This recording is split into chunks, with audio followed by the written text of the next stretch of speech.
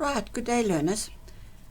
Another set of adjustments that often confuse learners is that around the loan and the fixed deposit. So I'm looking in question 39 and I'm looking first of all at number 2. It says to you the loan is repaid annually on the 31st of October with an installment of 30,000. Now, loan is generally, if you are drawing up a balance sheet, a loan would be seen as a non-current liability. In other words, you've got more than a year to pay it back. But now the adjustment has just told you that 30,000 of this is going to be paid in the next year. It's going to be paid in April.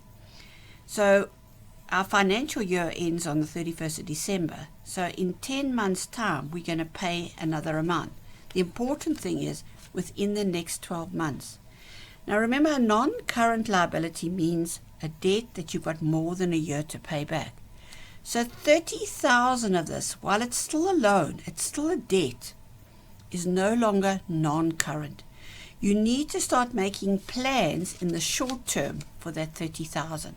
So it comes off your non-current liabilities and into trade and other payables, you'll bring in a current portion of loan. The important thing to realize is that the loan has not yet decreased. Interest will still be charged on the full 342,200.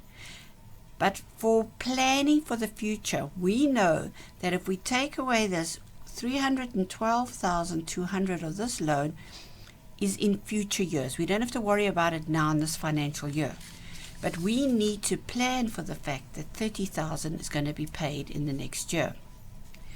Now, on exactly the same way, you've got a fixed deposit, and a fixed deposit is put under non-current assets.